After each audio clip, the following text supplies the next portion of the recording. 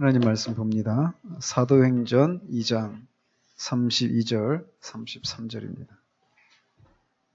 사도행전 2장 32절과 33절 같이 읽도록 하겠습니다. 시작. 이 예수를 하나님이 살리신지라 우리가 다 이 일의 증인이로다. 하나님이 오른손으로 예수를 높이심에 그가 약속하신 성령을 아버지께 받아서 너희가 보고 듣는 이것을 부어주셨느니라. 아멘. 예, 여러분이 가지고 계신 그 유인물처럼 오늘부터는 토저 목사님의 보혜사를 가지고 시작을 합니다.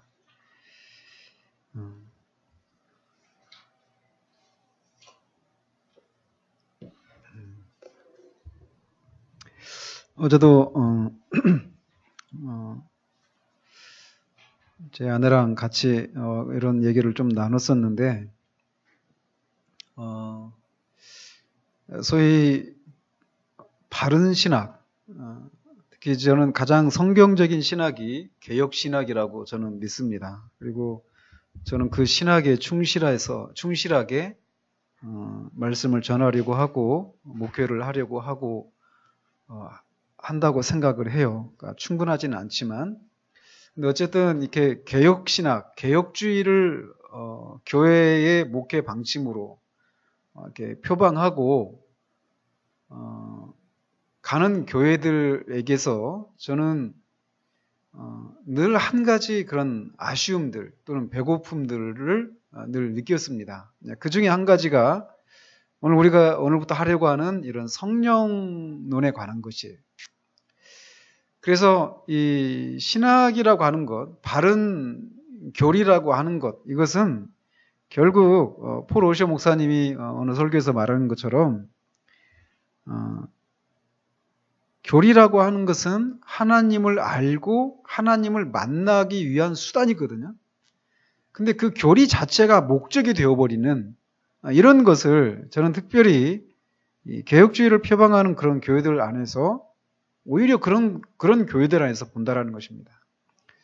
그래서 그런 개혁주의를 표방하는 바른 교리를 강조하는 이거 굉장히 중요합니다. 그래서 성경에서 말하는 그런 바른 교리가 무엇인가를 잘 요약해 놓은 것들이 많이 있어요. 그중에 이제 뭐 여러 가지 신앙 고백서들, 우리 신앙의 표준 문서라고 일컬어지는 웨스트민스터 신앙 고백서랄지, 뭐 하이델베르크 요리 문답이랄지, 우리가 하고 있는 소요리 문답 이런 것도 그렇고, 뭐 벨직 신앙 고백서, 돌트 신경, 뭐 이런 많은 그런 그 신앙 고백서들이 있어요. 요리 문답이 있거든요.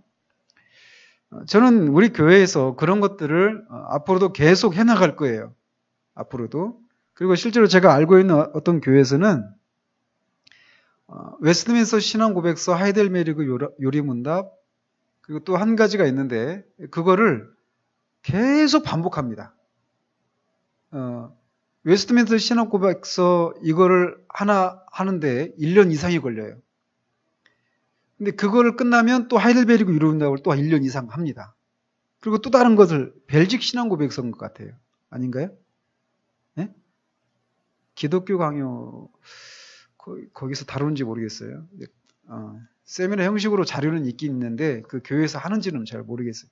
아무튼 어떤 세 가지를 이렇게 계속 끝내면 또 다른 것을 계속 반복을 해요.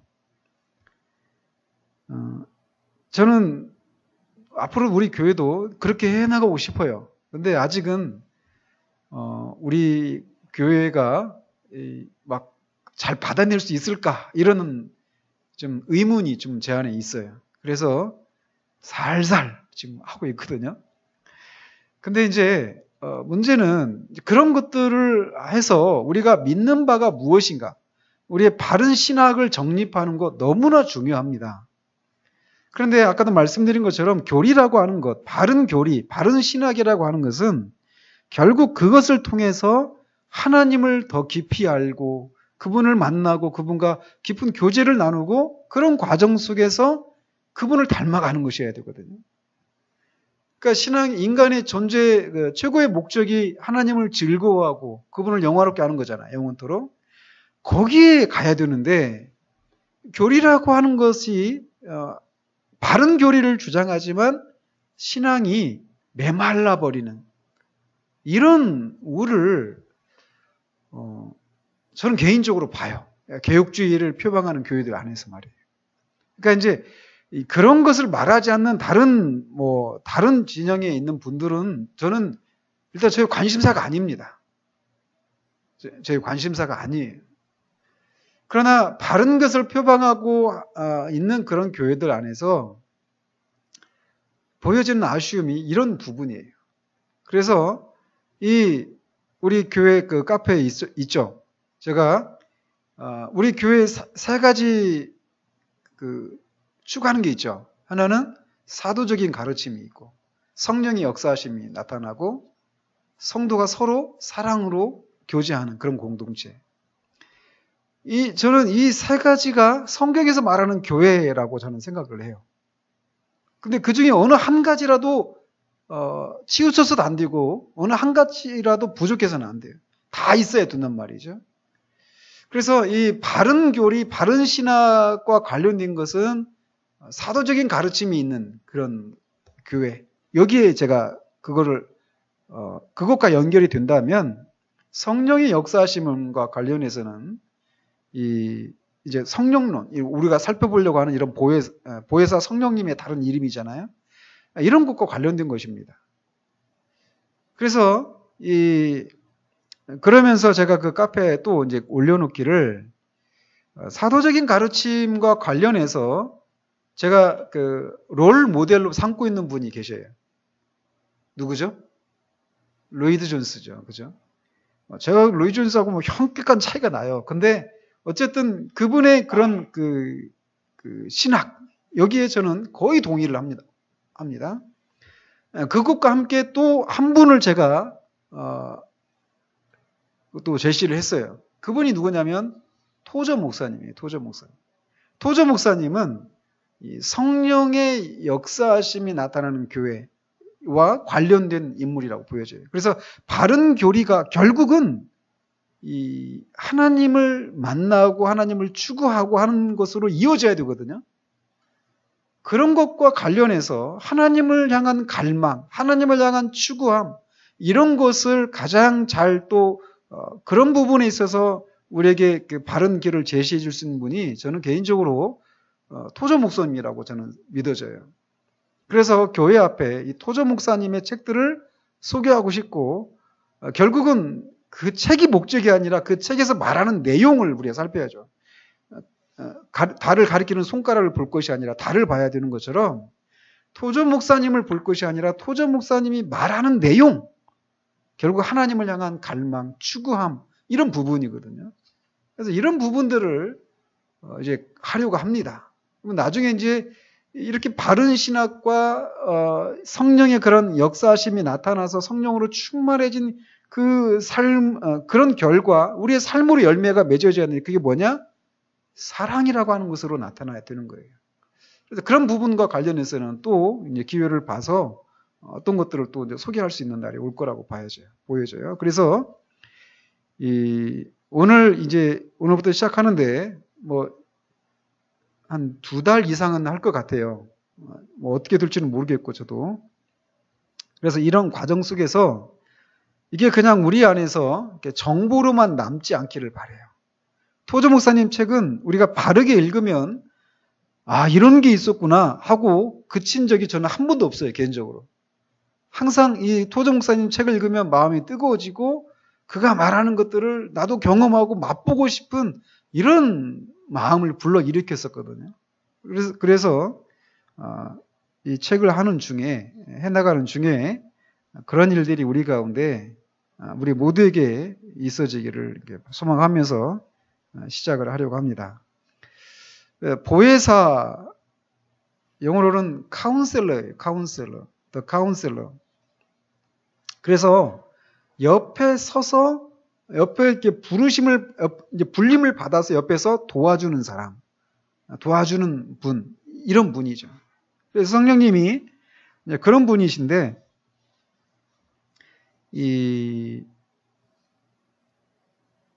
이제 아무튼 뭐 해나가면서 하도록 하겠습니다. 그러면서 제가 이렇게 문제를 만들기는 했는데, 문제라고 하는 게 그냥 이 책을 번역하면서 번역하는 분이 소제목을 다 다뤄놨어요, 책 속에. 그래서 제가 소제목을 가지고 문제를 만든 거에 불과하거든요. 그래서 제가 이렇게 굳이 문제를 만들 필요가 있을까? 만들긴 했는데 그런 생각을 했어요. 그래서 그냥 책을 읽어가면서 그때그때마다 그냥 이렇게 다뤄가는 그런 방식으로 이게 해야 되지 싶은 그런 생각이 들어요. 그래서 오늘은 이렇게 만들긴 했는데 그냥 참조하시고 제가 읽어가면서 그렇게 이제 짚어갈 부분들을 짚어가면서 그렇게 읽어가도록 하겠습니다. 그래서 오늘은 보혜사는 예수님이 영광을 받으실 때 임하신다, 이런 제목으로 되어 있는 그런 것을 살펴보도록 합니다. 보시면 오순절 날이 이미 이름에 첫 번째 그 주제는 그렇죠. 소주제는 예수 그리스도의 영광을 위해서 오시는 성령님, 이런 소제목으로 이제 그 한 단락이 다루어져 있습니다. 거기 보시면 오순절 날이 이미 이름에 그들이 다 같이 한 곳에 모였더니 호련히 하늘로부터 급하고 강한 바람 같은 소리가 있어 그들이 앉은 온 집에 가득하며 마치 불의 혀처럼 갈라지는 것들이 그들에게 보여 각 사람 위에 하나씩 임하여 있더니 그들이 다 성령의 충만함을 받고 성령이 말하게 하심을 따라 다른 언어들로 말하기를 시작하니라. 그때 경건한 유대인들이 천하 각국으로부터 와서 예루살렘에 머물러 있더니 이 소리가 나매 큰 무리가 모여 각각 자기의 방언으로 제자들이 말하는 것을 듣고 소동하여. 유명한 구절이죠. 사도행전 2장 1절에서 6절까지 있는 말씀인데, 오순절 날에 성령께서 신약 교회 위에 이제 임하시는 그런 장면입니다. 근데 이제 토저는 이렇게 말을 해요. 이 중요한 성경 구절, 즉 사도행전 2장을 읽을 때 우리가 놓치기 쉬운 것이 있다라는 겁니다. 그것은 예수 그리스도께서 영광을 받으실 때마다 성령님이 임하신다는 진리예요. 자, 여러분들, 나는 우리가 이 진리를 마음속 깊이 새겨지기를 바란다라고 말합니다. 이 표현을 잘 보십시오. 예수 그리스도께서 영광을 받으실 때마다 성령님이 임하신다는 진리. 그러면 성령님이 임하신다라고 하는 것이 이 반복적이라는 얘기입니까? 일회적이라는 것입니까? 그죠? 이 말 속에 이미 이런 게 있어요. 오순절 그 사건 그 자체로는 역사적으로는 한 번 있었던 첫 번째 사건이죠. 그러니까 그런 면에서 그 첫 번째 사건은 반복될 수가 없죠. 그죠? 첫 번째로서의 그 사건은 말이에요. 그러나 그 첫 번째 사건 때 일어났었던 그 일들, 그 내용들, 이거는 계속 반복될 수 있다는 거죠. 그러니까 오순절은 한 번이었죠. 그러나 오순절 때 일어났었던 성령의 그런 충만함을 받았을 때 제자들 가운데 일어났었던 그런 현상들은 이 시대 가운데서도 계속 반복될 수 있다는 거예요. 그런데 언제마다? 어느 때마다? 예수 그리스도께서 높아지실 때마다. 그러니까 예수 그리스도께서 높아지실 때마다 우리가 성령 충만을 받을 수 있다라는 거예요. 이게 이번 챕터에서, 이번 장에서 말하려고 하는 전체적인 주제입니다. 자, 그러면서 보시면 대부분의 사람들은 이 구절에서 중요한 것이 성령님이 오셨다는 사실이라고 자기도 모르게 믿어버리는 경향이 있습니다. 그러나 사실 이 구절에서 중요한 것은 예수님이 높아지셨다는 것입니다. 자, 저는 이 토저의 통찰이 굉장히 뛰어나다라고 저는 보여져요. 이런 부분에서. 그러니까 오순절 성령님이 오셨다. 우리도 그렇게 생각하고 있잖아요. 그죠? 그건 사실이에요. 근데 사도행전 2장에서 중심 내용은 성령이 오셨는데 성령이 오신 것이 어떤 의미가 있어서 어떤 의미가 있느냐면 예수님이 높아지셨기 때문에 오신 것이다라는 것이. 그러니까 포커스가 예수님이 높아지셨다에 있지 성령님이 오셨다 거기에만 있는 것은 아니다라는 것이. 그러나 사람들이 그 성령님이 오셨다라고 하는 사실에만 초점을 맞추고 있는데 사실은 그것만 아니다라는 것이. 그래서 이제 그 내용이 중요한데 그래서 사도행전 2장의 내용을 한번 이제 정리를 하고 있습니다. 오순절 날이 이르렀을 때 베드로와 모든 제자들은 한 곳에 모여 한 마음이 되었습니다. 그들이 모여 있을 때 호련히 하늘로부터 급하고 강한 바람 같은 소리가 임했습니다. 뭐 여기서 다루고 있는지 다른 곳에서 말을 하고 있는지 정확히 제가 기억이 안 나는데 호련히라고 하는 이 단어도 가지고 토조 목사님이 이렇게 제가 알기로 토조 목사님이라고 알고 있는데 그 호련히 갑자기거든요. 그러니까 우리가 예상치 못한 때 성령께서 오신 거예요. 갑자기. 그러니까 이 호련이라고 하는 그러니까 우리의 의지가 거기에 개입되어 있습니까? 안 개입되어 있습니까? 우리가 통제할 수 있습니까? 없습니까? 근데 우리는 성령 충만이라고 하는 이런 개념을 말할 때도 내가 통제할 수 있을 만큼이라고 하는 이 제한을 우리가 두고 있거든요. 저 가장 큰 고통이 뭐냐면 이거예요. 우리 안에 하나님의 성령께서 우리를 마음껏 다뤄주시기를 바라는 소원이 있거든요. 그러니까 그가 거듭난 사람이라면 다 그 소원이 있습니다. 그 소원이 없는 사람은 거듭난 사람이 아니에요. 근데 그런 소원과 함께 그런 삶이라 하더라도 내가 어느 정도는 내가 개입이 되는, 내가 내 삶을 어느 정도는 통제하고, 내가 계획을 세우고, 내가 내 삶을 어느 정도는 주장할 수 있는 그런 정도의 성령 충만, 하나님의 통제를 받는 거, 이거를 바라는 그 뿌리 깊은 이 생각이 우리 안에 있어요. 권사님 그렇지 않아요? 그것이 고통스럽습니다. 그래서 마지막 순간에 항상 거기에서 걸려요. 그래서 다 넘어갈 듯 말 듯 하는 거기에서 머무르다가 다 미끄러지고 하는 거란 말이죠. 이게 가장 큰 고통이에요, 저한테. 근데 여기서 그래서 이 호련이라고 하는 이 말을 가지고 아무튼 제 기호로는 토저 목사님 같아요. 이 책에서 하고 있는 것인지 모르겠어요. 그래서 뒤에서 하고 있는 거 미리 해가지고 기분 빼는 것인지는 모르겠지만 이 말 속에서도 우리가 생각해 볼 것이 있어요. 생각해 볼 것이. 내일 우리 본문도 호련이라고 하는 말이 들어가거든요. 그래서 이것과는 조금 다른 각도에서 제가 호련이라고 하는 것을 좀 약간 언급을 하려고 그러는데 아무튼 거기 이렇게 보면 호련히 하늘로부터 급하고 강한 바람 같은 소리가 임했다. 근데 임한 것은 급하고 강한 바람이 아니라 급하고 강한 바람 같은 소리였다. 이 급하고 강한 바람 같은 소리는 그들이 앉아있는 온 집을 가득 채웠다. 불의 혀같이 갈라지는 것이 그들 각 사람 위에 임했고 그들이 모두 성령으로 충만하여 방언으로 말하기를 시작했다. 그 자리에는 17나라들에서 온 사람들이 모여 있었는데 이런 사람들 다 뭐라고 그래요? 디아스포라 이렇게 말을 해요. 디아스포라라고. 그러니까 흩어져 있는 그런 이스라엘 사람들. 그러니까 이스라엘에만 있는 것이 아니라 뭐 여러 군데 흩어져 살고 있었잖아요. 그런 사람들이 왔어요. 이제 오순절을 지키기 위해서. 17나라에 있는 사람들이 그렇게 모여 있었는데 그 사람들이 제자들이 자기들 나라의 방언으로 말하는 것을 들었다라는 것이죠.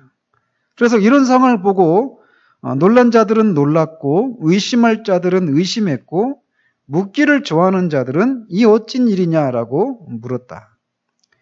그 자리에는 또한 조롱하기를 좋아하는 자들도 있었는데 그들은 저희가 새술이 취하였다라고 조롱했습니다. 그러나 베드로는 11사도와 같이 소리를 높여 유대인들과 예루살렘에 사는 모든 사람들이여 이 일을 너희로 알게 할 것이니 내 말에 귀를 기울이라.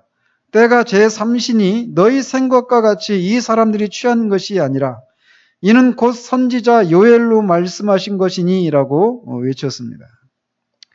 이렇게 말한 다음 계속해서 베드로는 나사렛 예수께서 구약의 예언을 성취하셨다고 설명하고 그 다음부터는 오직 나사렛 예수의 초점을 맞추어 이야기를 합니다. 사도행전 2장 32절 33절에서 베드로가 말하기를 이 예수를 하나님이 살리신지라 우리가 다 이 일의 증인이로다. 하나님이 오른손으로 예수를 높이심에 그가 약속하신 성령을 아버지께 받아서 너희가 보고 듣는 이것을 부어주셨느니라 라고 증거했습니다. 그런 다음 다시 사도행전 2장 36절에서 그런즉 이스라엘 온 집이 정령 알지니 너희가 십자가에 못 박은 이 예수를 하나님이 주와 그리스도가 되게 하셨느니라 라고 말을 했습니다. 이 부분만 따로 딱 떼가지고 예수를 하나님이 주와 그리스도가 되게 하셨다. 이 부분만 가지고 말을 하면서 예수님이 십자가에 죽고 다시 산 다음에 주와 그리스도가 되었구나. 이렇게 이해를 하면 안 됩니다. 아시겠죠?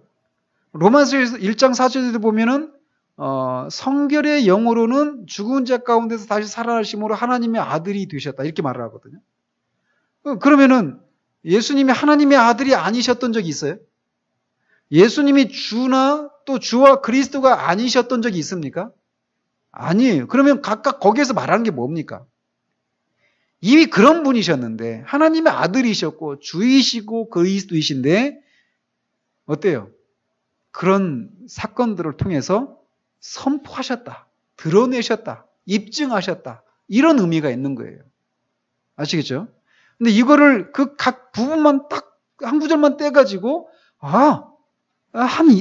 단지 한 인간이었는데 하나님이 그를 주와 그리스도가 되게 하셨구나. 그가 하나님의 아들이 아니셨던 적이 있었는데 그의 순종을 통해서 하나님이 그를 하나님의 아들로 인정을 해주셨구나. 이런 식으로 말을 하면 안 돼요. 근데 실제로 교회 역사 가운데서 그렇게 말을 하면서 이단으로 정죄받은 사람들이 있어요. 지금도 있습니다. 지금도 이런 식으로 이해하는 사람들이. 근데 어쨌든 그걸 이제 그런 식으로 이해하시면 안 된다는 거예요. 그러므로 베드로에 따르면 중요한 것은 예수님이 높아지셨다는 것입니다. 요한복음에는 예수께서 명절 끝날 곧 큰 날에 예루살렘에서 성령을 약속하신 사건에 대한 기록이 나옵니다. 요한복음 7장 38절 39절인데 같이 한번 읽죠. 나를 믿는 자는 성경의 이름과 같이 그 배에서 생수의 강이 흘러나오리라 하시니 이는 그를 믿는 자들이 받을 성령을 가리켜 말씀하신 것이라. 예수께서 아직 영광을 받지 않으셨으므로 성령이 아직 그들에게 계시지 아니하시더라. 자, 여기서도 예수께서 성령을 받지 않으셨다. 아직 영광을 받지 않으셨다. 그죠? 아직 영광을 받지 않으셨다. 다른 말로 하면 아까 앞에 표현을 가져가면 예수께서 높아지시지 않으셨다. 이런 의미죠. 그죠? 그러니까 예수님이 언제 높아지십니까?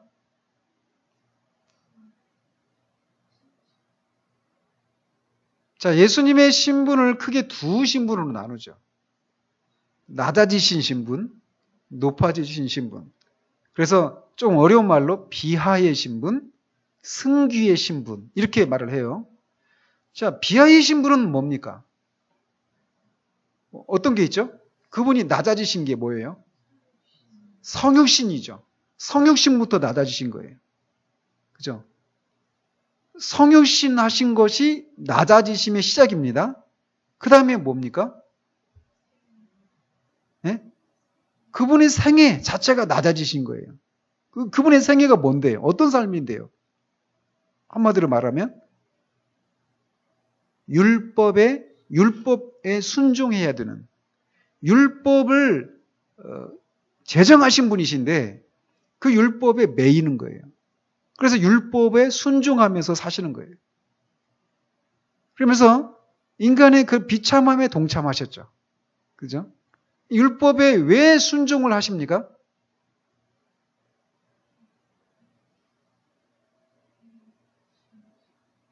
예수님이 율법에 순종하는 삶을 살지 않으면 예수님은 우리를 위한 이 화목제물이 되실 수가 없어요. 율법을 지킨다라는 얘기는 뭡니까? 그가 하나님 앞에 의롭고 흠이 없는 그런 것이 되는 거죠. 그죠? 그러니까 예수님이 율법을 다 지킴으로 하나님 앞에 의롭고 우리의 죄를 그러니까 구약의 제사제도가 그렇잖아요. 그 제물이 흠이 없는 제물이어야 하잖아요. 그래야 그 죄인의 죄를 대신 질 수 있는, 대속할 수 있는 그런 자격을 갖춘단 말이에요. 흠이 없어야 되죠. 그러니까 율법을 지킴으로 흠이 없는 제물이 되셔야만 했어요. 그래야만 우리의 죄를 위한 우리의 죄를 위한 대속 제물이 되실 수가 있는 거예요. 그리고 또 뿐만 아니라 이건 소극적인 측면이라면 적극적으로는 뭡니까? 율법을 지킴으로 얻으신 의의 대가인 생명을 우리에게 주실 수 있어야 돼요. 그죠? 그러기 위해서 율법을 지키는 일이 있어야 됐단 말이죠. 아무튼 그렇게 율법 아래 매여서 살아가는 사람, 성육신 다음에 그렇게 율법 아래 살아가는 예수님의 생애 자체가 낮아지심입니다. 그 다음에는 뭡니까? 십자가에 죽으신 거, 또 장사되심, 무덤에 장사되신 거. 이 네 가지가 비하의 신분이에요. 이제 하나는 또 지옥에 내려가는 지옥 강화를 말하기도 합니다. 근데 우리 사도신경에는 지옥에 내려갔다는 내용이 없죠. 근데 이 지옥에 내려갔다, 이게 영어로 되어 있는 사도신경에는 그게 있어요. 그런데 사도신경도 더 오래된 사본에는 지옥에 내려갔다라고 하는 것이 없어요. 뒤에 있는 사도신경 그 사본에 보면은 주님께서 지옥에 내려갔다 이런 표현이 나옵니다. 후세대에. 그러면은 그 내용이 첨가된 것이 더 처음의 것과 가깝겠습니까? 아니면 없는 것이 더 가깝겠습니까? 상식적으로. 없는 것이 가깝겠죠. 그렇지 않겠어요? 그래서 우리 그 한글 성경에는 우리가 배우는 바로는 주님께서 지옥에 내려갔다 이런 게 없어요. 그죠? 근데 마치 이 지옥에 내려갔다 이 얘기를 빠뜨리는 것이 이 사도신경을 잘못 우리가 알고 있는 것처럼 얘기하는 사람들이 있어요. 그러나 그거는 잘못 알고 있는 것입니다. 근데 어쨌든 아무튼 주님이 그렇게 낮아지셨어요. 높아지심의 처음 시작은 뭡니까? 그분이 부활하시고 승천하시고 하나님 보좌 우편에 앉아 계시고 그 다음에 재림하시는 거예요. 그분이 육체로 재림하실 때는 어떻게 재림하십니까? 영광의 주님으로 재림하셔요. 그래서 이 산자와 죽은 자를 심판하시는 심판주로 오신단 말이죠. 그 영광이 극치죠. 그때는.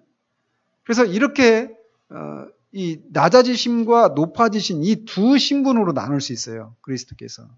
그러니까 예수께서 아직 영광을 받지 않으셨다. 이 얘기는 그게 아직 없으신 거죠. 성령님은 언제 오십니까? 예수님이 부활하시고 승천하시고 하나님 보좌 우편에 앉아 계셔서 아버지 하나님으로부터 성령을 받아서 성령을 보내시는 거예요. 그죠? 그러니까 그 보좌 우편에 승천하시고 보좌 우편에 앉으시는 이런 어간, 이것들을 이제 다 포함하겠죠. 그죠? 근데 아직은 주님이 십자가의 고난도 받지 않으신 때이기 때문에 그가 아직 영광을 받지 않으셨다라고 표현하고 있단 말이죠. 그러니까 이 구절에서 말하고 있는 것처럼 예수님이 영광을 받으셨을 때 성령님이 오셨다라고 하는 것이 분명해졌습니다. 그죠? 우리는 이 진리를 주저없이 확실히 붙들어야 합니다. 다시 말하지만 예수님이 영광을 받으실 때 성령님이 오십니다. 우리는 성령님이 오시도록 간청할 필요가 없습니다. 왜냐하면 구주께서 영광을 받으실 때 성령님이 오시기 때문입니다. 그리스도가 진정 높아지실 때 성령님이 오십니다. 그러니까 예수 그리스도의 높아지심과 관계없이 성령님을 구하는, 예수님을 높이지 않고 성령으로 충만해지기를 구하는 것은 가당하지가 않다라는 거예요. 그죠? 근데 우리가 성령으로 충만해지기를 막 구하잖아요. 그죠? 근데 그런 기도를 하는데 그게 잘못된 기도일 수 있다라는 거예요. 그러니까 예수님을 높이는 것이 없이 성령으로 충만해지기만을 구하는 그런 기도일 수 있기 때문에 잘못된 기도일 수 있다라는 것이죠. 지금 토저가 그걸 얘기하는 거예요. 그런 면에서 우리가 성령으로 충만해지기를 구하는 기도를 해야 되는데 분명히 해야 되거든요. 그런데 그거보다 더 중요한 게 뭐냐? 예수 그리스도를 높이는 거. 예수 그리스도를 높이면 성령님이 오신다라는 거예요. 그러니까 우리가 뭐가 더 먼저인지가 이제 분명해지는 것이죠. 그죠? 예수님을 높여야 된다라는 거예요. 그러면 예수님을 높이는 것이 뭔가? 이런 내용들이 이제 나오겠죠. 그죠? 그런 논리를 따라서 이제 나오는 거예요. 이제 그래서 또 다른 소제목이 하나님을 믿는 신앙인가? 신앙을 믿는 신앙인가? 이 제목이 뭘 말하는지 아시겠죠? 다시 사도행전 2장 14절을 주목해 보도록 합니다. 베드로가 11사도와 같이 서서 소리를 높여 가로되, 2장 14절에 그렇게 되어 있어요. 베드로는 이처럼 일어나서 목소리를 높였습니다. 나는 베드로가 지금 하나님의 교회 전체를 대표하여 일어났다는 것을 강조하고 싶습니다. 그러니까 베드로가 하나님의 교회 전체를 대표해서 일어났다는 얘기는, 그러니까 베드로가 일어났다는 얘기는 결국 무엇이 일어났다는 거예요? 교회가 일어났다라고 하는 거라는 거죠. 그죠? 성령님이 교회에 임하신 다음 제일 먼저 일어난 사람이 바로 베드로였다. 그 전에 이미 그는 이 주님의 말씀을 믿고 마음의 확증을 얻었었습니다. 그러니까 성령님이 오시기 전에도 그는 주님의 말씀을 믿고 마음의 확증을 얻었었어요. 신약에서 발견되는 신앙은 오늘날 우리에게서 발견되는 신앙과 다릅니다. 신약에서 발견되는 신앙은 실제로 무엇인가를 이루었습니다. 다시 말해서 신약의 신앙은 실제적 사건을 통하여 입증되었습니다. 그러니까 신약의 신앙, 믿음은 실제로 믿는 그 내용이 실제로 어떤 사건을 통해서 입증이 되었어요. 그러니까 말로만 믿는다라고 하는 게 아니라 믿는다라고 하는 이 내용이 진리라고 하는 것, 진실이라고 하는 것이 사건을 통해서 실제로 이루어지는 어떤 사건을 통해서 입증이 되었다라는 것이죠. 능력이 있었다라는 것이죠. 그러나 지금 우리의 신앙에는 신앙만 있고 하나님은 계시지 않습니다. 즉 우리는 우리의 신앙을 믿을 뿐입니다. 그렇기 때문에 아무것도 이루지 못합니다. 그러나 사도의 무리는 부활하신 그리스도를 믿었기 때문에 무엇인가를 이루었습니다. 바로 여기에서 차이가 납니다. 참 이게 굉장히 서글픈 내용이에요. 그죠? 그러니까 하나님의 나라는 말에 있지 않고 능력에 있거든요. 근데 우리는 저도 그런 일을 하고 있는 대표적인 사람이죠. 그러니까 수없이 많은 말을 하지만 우리의 삶을 통해서 우리가 말하는 내용들, 우리가 믿는 말을 말하고 있단 말이죠. 근데 그 내용, 말하고 있는 내용이 실제 우리의 삶을 통해서 입증되어지고 있는 이런 것들을 잘 보지 못하는 그런 신앙이라는 거, 우리의 신앙이라고 하는 게. 근데 이 신약에 나오는 그 신앙은 실제 사건을 통해서 그들의 신앙이 입증이 되었다라는 것이. 능력의 차이가 있었다라는 것이죠. 이런 얘기를 하는 것은 우리로 하여금 우리 비참한 마음을 갖고 그냥 코를 빠뜨리기 위한 것이 아니라 우리가 우리의 신앙이 여기 이런 정도에서 머무르면 안 되는구나. 이런 생각을 이렇게 갖고 이들이 경험했던 이 능력을 맛보기를 소원하는 대로 가야 된다는 것이죠. 그러려면 첫 번째 중요한 것은 우리의 현재 정확한 우리의 현재의 위치를, 우리의 처지를 정직하게 인정하는 것이 먼저 있어야 된다는 거예요. 베드로는 일어서서 목소리를 높였습니다.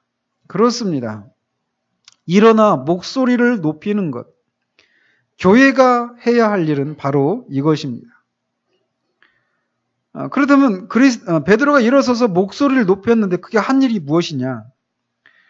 베드로는 하늘의 일들을 땅에서 증거했는데 교회가 해야 될 일이 바로 이 일이라는 것입니다. 교회는 세상적 능력과 인간적 노력을 초월하는 능력을 증거해야 합니다. 베드로가 하늘의 일들이라고 말했던, 하늘의 일들을 증거했다고 말할 때 이거라는 것이죠. 이 점을 뼈저리게 느낀 나는 교회가 인간적 능력에 의지하여 신앙의 싸움을 벌이려고 발버둥 치는 것을 볼 때 너무나 마음이 아픕니다. 교회가 인간적 능력에 의지해서 신앙의 싸움을 벌이려고 발버둥 치는 것을 우리 개인에게도 적용할 수 있습니다. 그런 것을 개인이나 교회가, 오늘날의 개인이나 교회가 인간적 능력에 의지해서 신앙의 싸움을 벌이려고 하는 것을 보는 것은 마음이 아프다라는 것이에요. 그걸 보는 것은. 다시 말하지만 베드로는 세상적인 능력과 인간적 능력을 초월하는 능력을 증거했습니다. 이 세상에 속하지 않는 능력이 우리에게 관심을 가졌고, 저는 이 표현이 이제 원문을 한번 원어를 좀 보고 싶어요. 여러분 안 걸립니까? 이런 표현이? 저는 좀 걸려요. 뭐가 걸리는지 아시겠어요? 이 세상에 속하지 않는 능력이 우리에게 관심을 가졌고, 관심을 가진다는 얘기는 이 인격체를 가리키는 거예요? 인격체가 아닌 걸 가리키는 거예요? 인격체죠. 관심을 갖는다는 얘기는 인격체만이 할 수 있는 거잖아요. 근데 앞에 이 세상에 속하지 않는 능력이 인격체입니까? 인격체가 아닙니까? 인격체가 아니죠. 성령님은 인격체이십니까? 인격체가 아니십니까? 인격체예요. 그죠?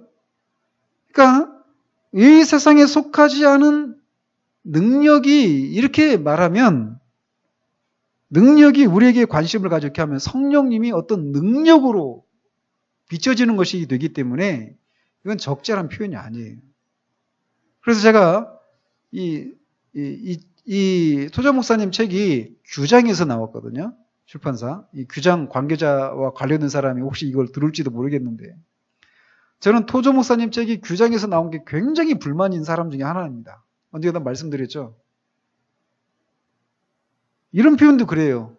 이게 성경적인 표현이 아니거든요. 성령님은 인격체이셔요. 그분 이렇게 말을 해야지 능력, 어떤 영향력 이게 아니란 말이에요. 성령님은. 그런 능력을 가지신 분이시라고 표현할 수는 있지만 능력, 어떤 영향력 이렇게 말하면 안 된단 말이죠. 그래서 심지어는 이 성령님과 관련해서 이 규장에서 이제 토저 목사님 책이 3개 있거든요. 그 중에 한 가지 또 성령과 관련해서 그 책 제목 번역을 했는데 이것이 성령이다 이렇게 번역을 했어요. 이 말이 됩니까? 안 되죠. 성령님 인격체신 삼위 중에 한 분이신 성령님을 이것이라고 어떻게 표현할 수 있어요? 이것은 물건을 가리킬 때 표현하는 거잖아요. 주님은 성령님은 인격이십니다. 그렇기 때문에 이런 식으로 표현을 할 수는 없어요. 그러니까 우리는 이런 표현 하나하나 속에서도 신학이 이렇게 녹아져 있는 거예요. 그런 면에서 저는 이분들이 토저 목사님을 제대로 이해를 했나 이제 그런 의심을 가지고 이렇게 봐요. 어쨌든 저는 거기에서 나온 게 못내 아쉽습니다. 근데 토저 목사님 책을 전문적으로 낼 만한 출판사가 없어요. 한국에. 이상한 데서 관심을 가져가지고 신사도 운동하고 이상한 성령 운동하는 사람들이 토저 목사님을 자기가 말하는 것을 지지하는 것처럼 이렇게 끌어들이려고 하는 이런 일도 하는데 잘못된 사람들이죠. 어쨌든 그거는 이제 다 감안하고 이제 우리가 읽어 나가도록 해요. 이 세상에 속하지 않는 능력이 우리에게 관심을 가졌고 우리 안으로 들어와 자신의 존재를 알리려고 했습니다. 그런데 이 능력이 하나님의 영이라는 것이 판명되었습니다. 자신이 체험한 것을 증거하기를 원했던 베드로는 그런 체험이 없는 사람들에게 영향을 주고 그들을 자극하고 권면하기를 원했습니다. 그러므로 자신의 인간적 능력으로 믿음의 싸움을 하려는 오늘날의 교회는 베드로에게서 배워야 합니다. 그러니까 베드로는 이 인간의 그런 능력을 초월하는 이 성령의 능력, 이거를 소개를 했단 말이죠. 하나님은 이렇게 인간적 능력으로 믿음의 싸움을 싸우려고 하는 이런 기독교를 역겨워하십니다. 하늘에 속한 단체를 세상적 방법으로 이끌고 가려는 것을 하나님이 역겨워하시는 것은 당연하지 않습니까? 이게 묻습니다. 토저 목사님은 이런 표현들이 아주 막 무서워요. 아주 통렬하게 얘기를 합니다. 하나님은 이런 기독교를 역겨워하십니다. 슬퍼하십니다. 이런 표현도 안 써요. 아주 강렬한 표현을 쓰죠. 나로 말할 것 같으면 하나님께 능력을 받지 못한다면 차라리 교회 일에서 완전히 손을 떼겠습니다. 하나님께 능력을 받지 못하는 교회는 친목회, 향후회, 동창회, 테니스 클럽 및 기타 자질구레한 것들을 중심으로 모이는 단체들과 다를 것이 없습니다. 그러나 하나님의 능력을 사모하는 교회는 이런 단체들이 주지 못하는 것을 세상에 줄 수 있습니다. 그러니까 우리가 무엇을 추구해야 되겠는가라는 거죠. 하나님의 성령의 능력을 추구해야 되는 거예요. 우리는 이제 그럼 우리가 무엇을 해야 되는가? 이것도 다 다루지 못할 것 같습니다. 두 가지니까 거기까지만 하고 다음 주에 하도록 하겠습니다. 우리의 교회는 그리스도의 교회가 되려고 하는가? 다시 말해서 우리의 교회는 그리스도를 머리로 하는 구원받은 몸에 살아있는 유기체적 지체가 되려고 하는가? 만일 그렇다면 교회 선생들과 교인들은 희생정신으로 무장하고 계속 기도하는 중에 전심전력을 다하여 다음과 같은 몇 가지 일에서 성공해야만 합니다. 첫 번째, 교회는 잠식당하지 않도록 싸워야 합니다. 우리의 믿음과 실천은 그 내용에 있어서 신약의 모범을 따라야 합니다. 우리는 다른 곳으로부터 비성경적인 것들을 끌어들이지 말고 신약의 진리를 가르치고 믿어야 합니다. 그렇게 하려면 끊임없이 성경의 근본으로 돌아가야 합니다. 거대한 미국 대륙을 개척한 사람들은 황무지를 개간했습니다. 그들은 도끼를 가지고 나가서 나무들을 베어 쓰러뜨리고 집을 짓고 옥수수와 감자와 각종 채소를 심었습니다. 당신도 잘 아는 것처럼 농작물을 심은 그들은 침대로 가서 수확의 시기가 올 때까지 잠을 잔 것이 아니었습니다. 그들은 잡초가 경작지를 황무지로 둔갑시키는 일을 막기 위해 혼신의 힘을 다했습니다. 그들의 이런 노력은 농작물을 심은 날부터 수확물을 거두어 통나무 창고 안에 쌓는 날까지 계속되었습니다. 경작지를 관리하지 않으면 황무지가 경작지를 잠식하는 법입니다. 그러므로 황무지의 잠식을 막기 위해 경작지를 끊임없이 관리하지 않으면 수확을 전혀 기대할 수 없습니다. 교회의 경우도 이와 똑같습니다. 과거의 어떤 성자는 당신이 유혹을 받지 않는 때가 찾아올 것이라고 착각하지 말라. 자신이 유혹을 받지 않는다고 생각하는 사람이야말로 가장 큰 유혹에 빠져 있는 것이다 라고 말했습니다. 우리가 시험을 당하지 않고 있다고 생각할 때가 실상 가장 큰 위험에 빠져 있는 때입니다.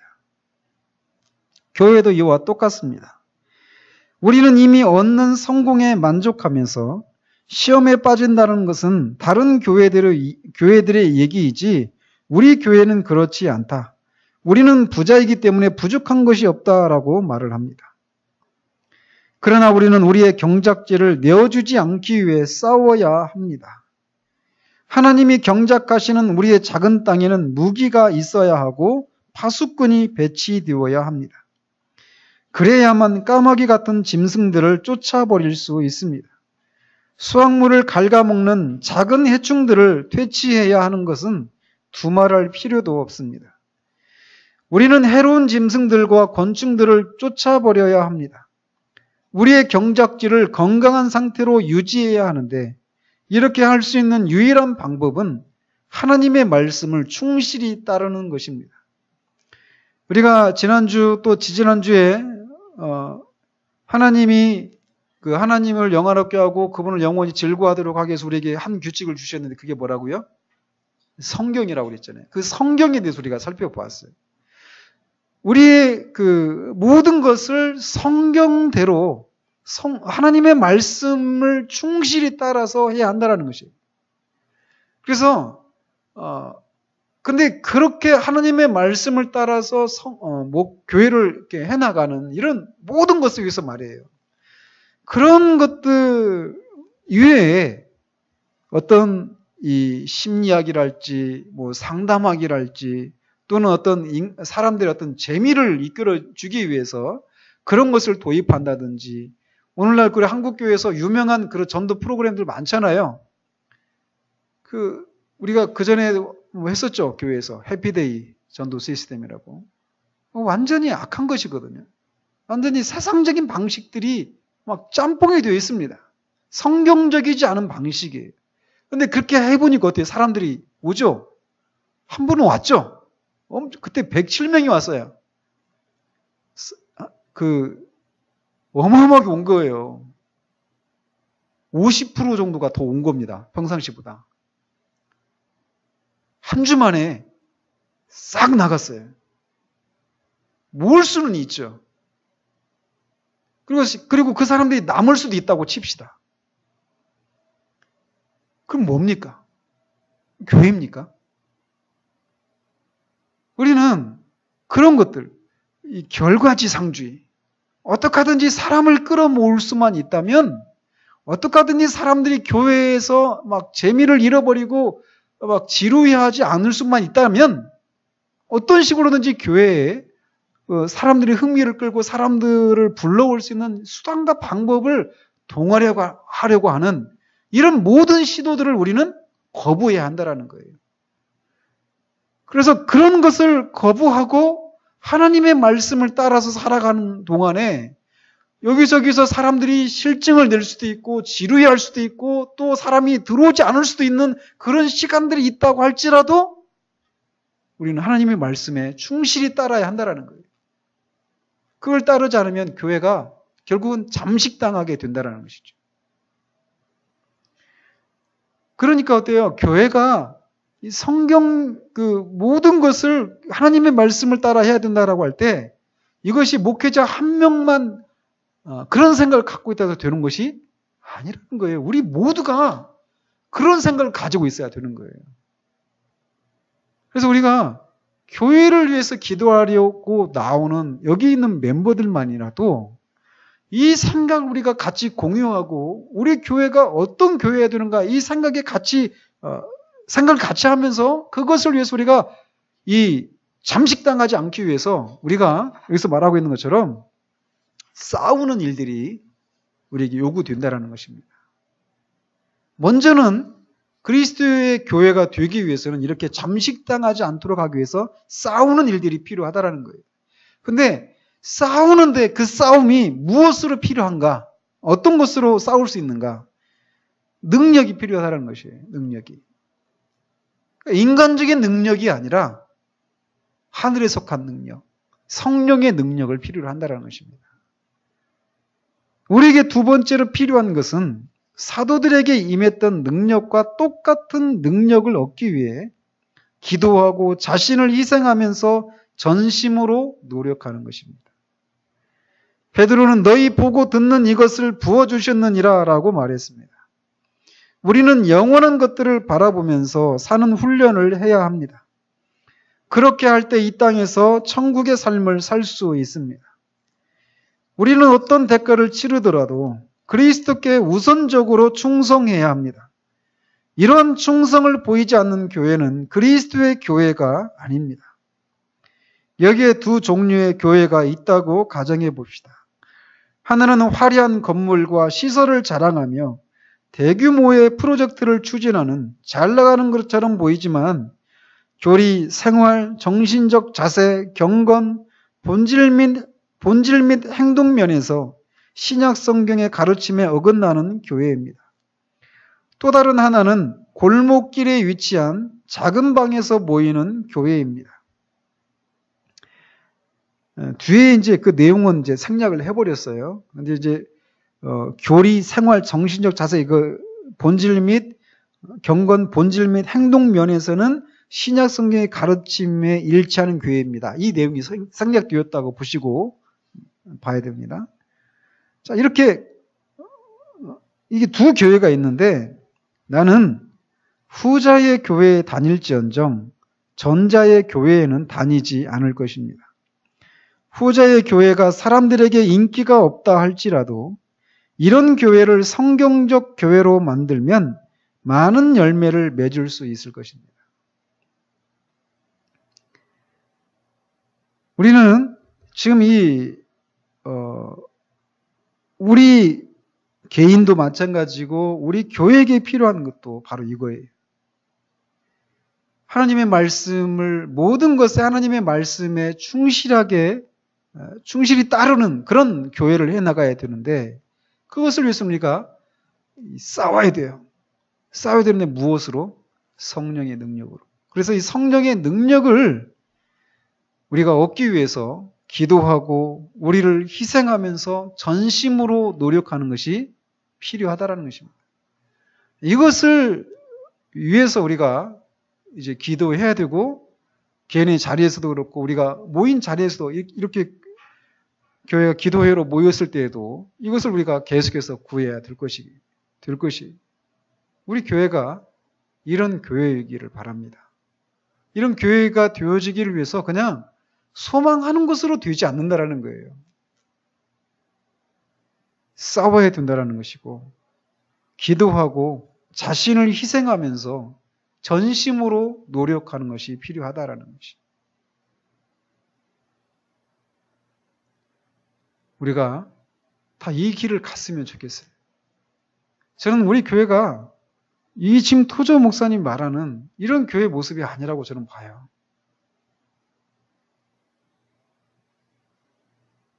아프지만, 이것을 소망하지만 우리는 아직 아니라고 봅니다. 저는 아니라고 봐요. 그래서 우리가 이제 이것을 위해서 기도해야 되는 거예요. 우리는 한 번밖에 없는 인생을 살아갑니다. 그리고 어쩌면은 우리는 지금까지 많은 교회를 거쳐왔잖아요. 저도 지금 이렇게 거쳐온 교회 이렇게 생각해보면 10교회 가까이 될 것 같아요. 제가 경험한 교회들이. 그러나 이것을 소망하는 교회들은 간간히 있었어요. 제가 지나온 교회들 속에서. 그러나 이런 교회는 없었습니다. 저는 지금 우리 시대에 이런 교회가 지금 우리나라 어디에 있는지 모르겠어요. 사실은 이런 교회여야 한다라고 하는 것을 생각하고 있는 그런 교회조차도 저는 많지 않은 시대를 우리가 살고 있다고 저는 봐요. 그런 속에서 이런 교회를 소망하는 것은 굉장히 귀하게 생각될 수 있어요.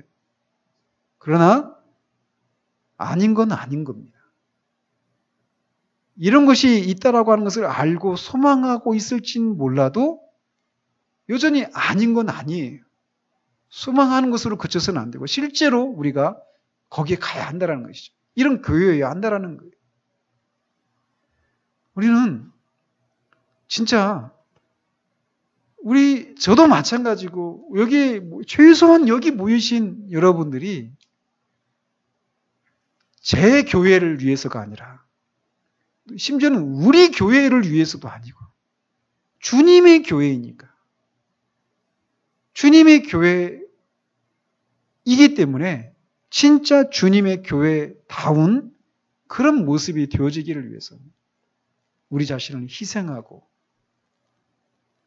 전심으로 기도하고 노력하는 그런 것이 있어서 마침내 베드로가 일어나서 사람들에게 하늘의 일들을 증거하고 또 그들의 믿음이 어떤 실제 사건을 통해서 입증이 되어지는 그런 능력 있는 그런 신앙과 삶을 살았던 것처럼 우리 모두가 그런 삶이 무엇인지를 아는 일들이 있기를 바랍니다. 오늘 여기까지 하고 다음 주에 이어서 더 하도록 하겠습니다.